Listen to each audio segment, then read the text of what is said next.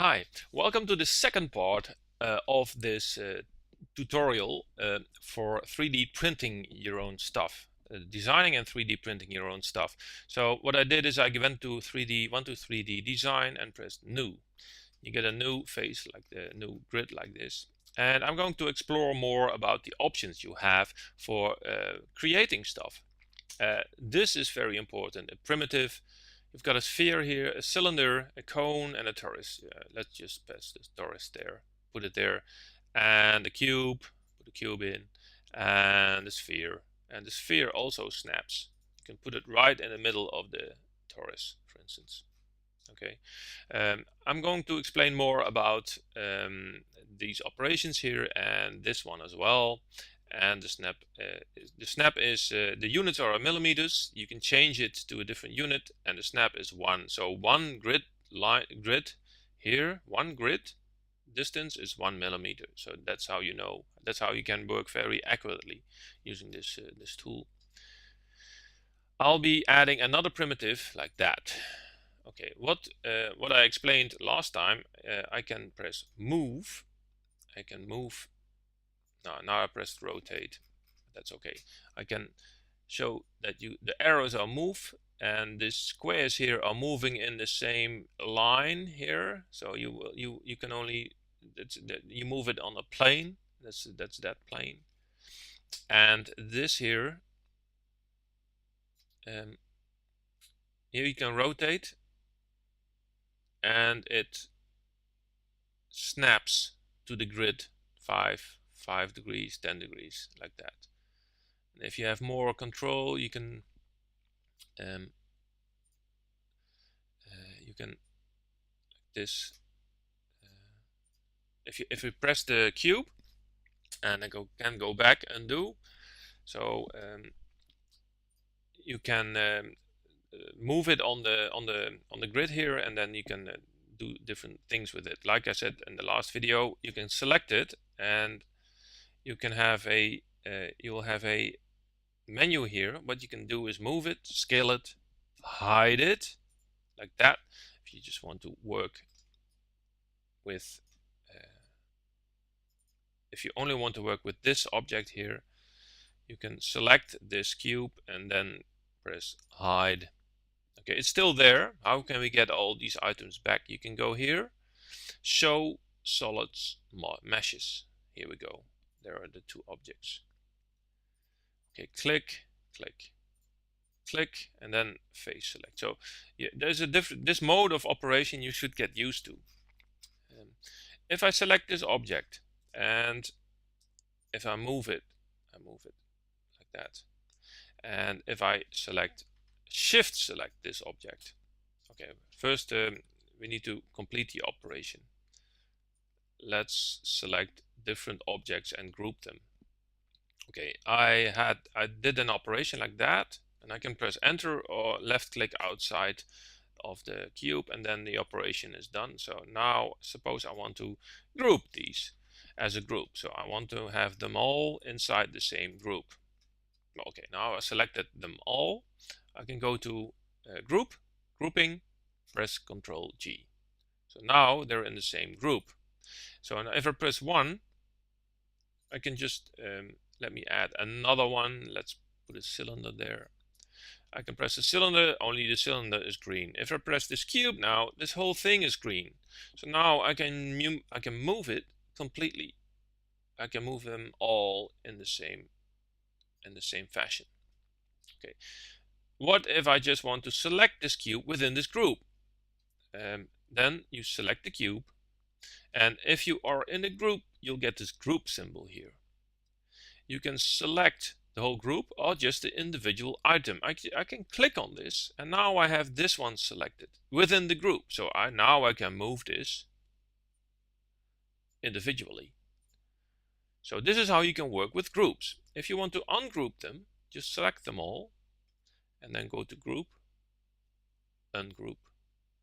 So if I now press, now they're their own objects again. I can also physically merge. So if I got these two objects, I can physically merge them. So that means you'll lose, there's no loose coupling. It's really physically combined. Here, merge. It asks you target solid and source solid. So just press this one and this one. And like any operation, press enter or the left mouse button outside the objects. I'm gonna do the left mouse button now. Click. Now this whole thing is an object. I cannot distinguish anymore between this and this. Well, it's in the same object. So if I click one, I click the other. It still knows that it's now part of this. Yeah, it's one object now. So there's no grouping here. So if I move one, let's click move. The other one will move as well. So it's now indistinguishable. There's also Boolean operators. I just did combine. You can also do subtract and intersect. Let's do a different Boolean operator. I'm gonna move this object inside this one here. Put it there. So it's nice. It fits very comfortably. And what we can do is subtract. Just go to this one here. Click subtract. Target solid. This one, and then press the source solid and press this one, and then enter. So it cut this piece out of this cylinder here. And you can also undo again or redo. That's also possible. But now I've got this new shape. So I can do different operations with it. I just went back 2 steps because I want to show you this subtract or the intersect. Target solid, source solid. It steps. You can change the target solid by pressing this and source solid like that, and then click outside for the intersection. This is the intersection of the two. So this is how you can cope with Boolean operations. You can also add text. I just press the T and press the grid. I want the text on. It's just on the normal grid, and then specify text position. I can rotate 360 degrees. Press OK. I can change the font. I can change the size. Press OK. If I now want to do some extrusion, press pull.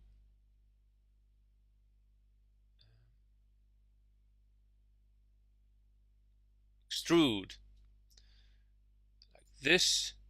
I can make 3D text. Great. So this 3D text you can then print. So you can also, what you can do is combine. Let's group them. Group. And then as a group you can select the text and then press snap and put it here. Click. Oh wait, I did it wrong. Because now it's going to put that on that. I want it the other way around. So let's combine these meshes. Combine. Doesn't work like that. Okay, these are different. Let me see. Here we go. Snap. Let's just snap this face to that face. Oof. There we go.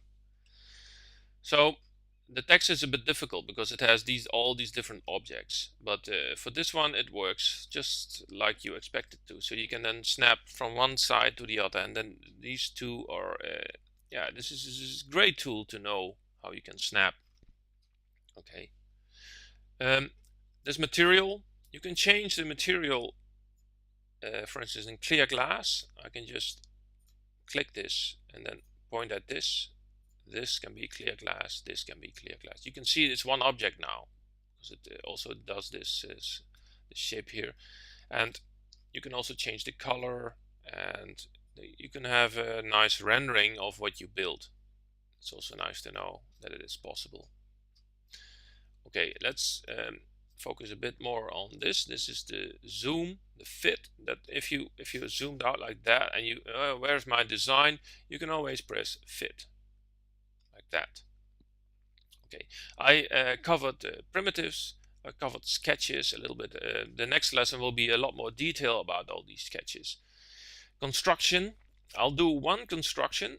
You can extrude, but you can also do a revolve or a sweep and a loft. And these are operations that are very handy to know in order to build your own stuff. So I did a modify, a chamfer and a fillet. I did the grouping, a pattern. I can do a quick pattern to show you how that works. A box. Suppose I want to have this a circular pattern. It asked me for the solid. So this solid, no, this solid, and then the axes. I can press the grid, and now it doesn't do what I want. But okay, let's select the solid and then press pattern. It has the pattern. Oh, it needs the axis. There we go. So first select the solid and then press the pattern. So the grid. So and then there you see this red line here, and it will rotate all these cubes in this fashion. And here's the little thingy here with the two arrows. You can increase the number of cubes inside the whole pattern. Or you can decrease. And what's also very handy is you can press these little. You can if you don't want this one there, you can just delete it or have it entered in the circular pattern or not. And you can press outside this circle to have the operation permanent. All right. So these are a couple of operations you can do with Autodesk 123D design. I think I told you the most important tools you need to know in order to build something. In the next lesson, we'll be doing more in-depth in-depth design. We're going to build something that's really useful using all these tools. But now I'm going to go to Meshmixer. Okay, I can go to 3D print, and you'll have Autodesk Meshmixer auto loading all this stuff. Okay, I don't want this printed. I want to import. I press import, and then it asks me if I import, should I append it or replace it? Press replace. No, that's not what I want. I want to have my bunny. Where's my bunny?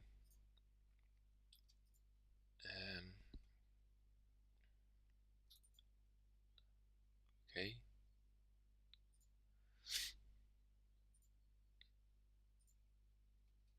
Okay, here we have my Meshmixer. I have Meshmixer open. These are all the objects I just had. I'm looking for the bunny here, and I'm going to scale it. Oh, that's a good way to delete everything else. So these are all the objects in the object browser. I just clicked one of them, and then the last one, shift click. So I select all these objects and I throw them away. I don't want them. So I want to show you how Meshmixer works with models. Meshmixer is an excellent tool not only for generating support for your 3D designs to have it printed, but also you can use a scanned material to clean up scanned material. It's a perfect tool. Let's first increase the size of this. Let me just see how this works. So I'm pressing the middle cube and increasing the size of the object. If you have I can press accept. What I did is I went to edit and then I went to transform.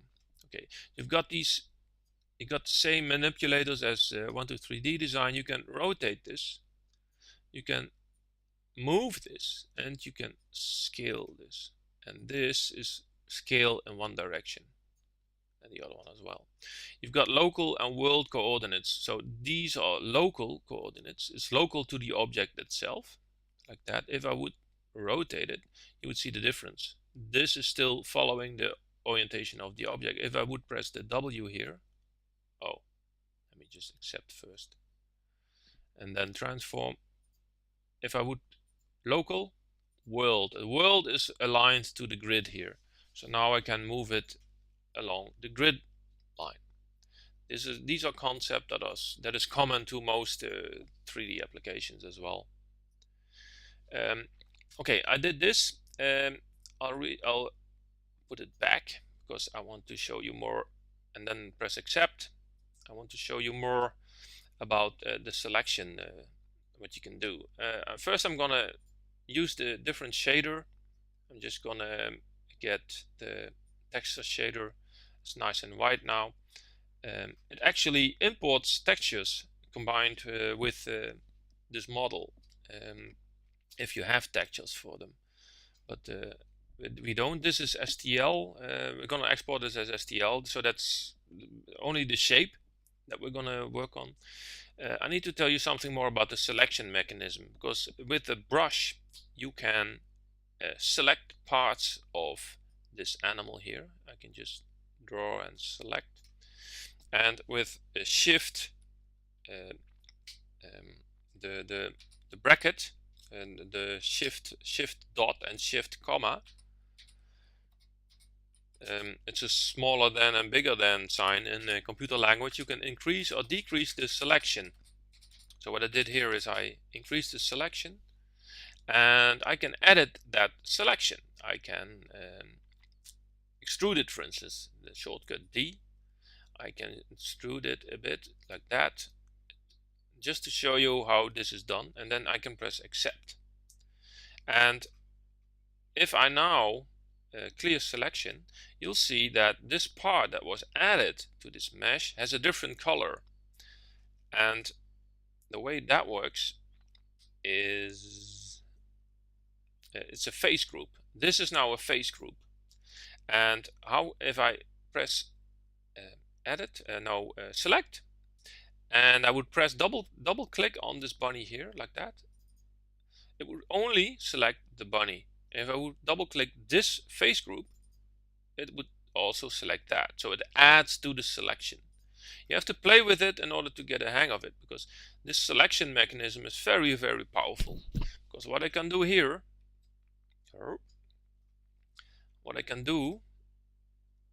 instance, is I want to cut off its ears. Let's do that. So if you hover over the object, you have a certain brush size. You can increase the brush size, and you can also increase. Here we have it.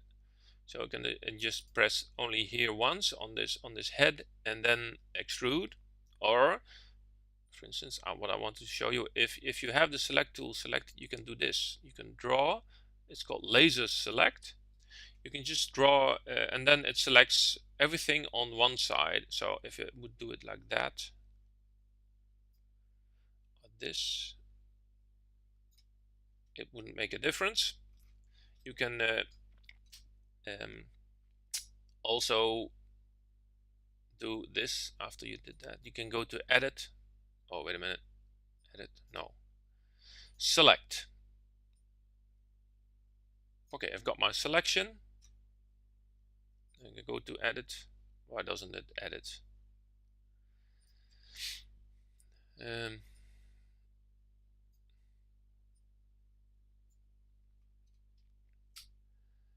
Edit. Okay, erase and fill. Okay, you should go to the edit here in this menu, and then erase and fill.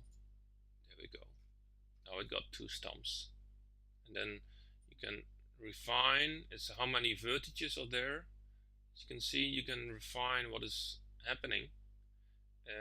Refine, a high value of refine will get a lot of faces in there. If I press W, you can see the amount of faces that it puts there. But you can make it very simple geometry by using this refine here, and then accept. All right, so now I sort of removed that part of the face of the model using this simple selection tools. There's more to it. You can use mirror transform. You can work with a mirror in that. Yeah, there's a lot more to it than I can just show you at this moment. I'll do more in the next and last video of this workshop. So also here I showed you the analysis. If I want to 3D print this, just press inspector, and it doesn't find any defects, so that's great. So, and now I can put let me edit, and then hollow. Let's make it a hollow model, so it's a lot cheaper. You can see through the vertices that the inside model, it's hollowed out. So this would be a lot cheaper. So I press W again, so now you have a view of how much it is hollowed out. And if we would 3D print this, it would be cheaper. So let's try that out. So I can go to Shapeways and transform. So, and this is now at, what is this, 1.1. So this button here makes it so that if you edit one, all the other one is going as well. So I can just increase this, and it's uniform scaling. And if I select this, I can only scale in Z. So that's why this button is there. So fit to build volume, poof, how much would that cost? So this would cost wide, strong, and flexible for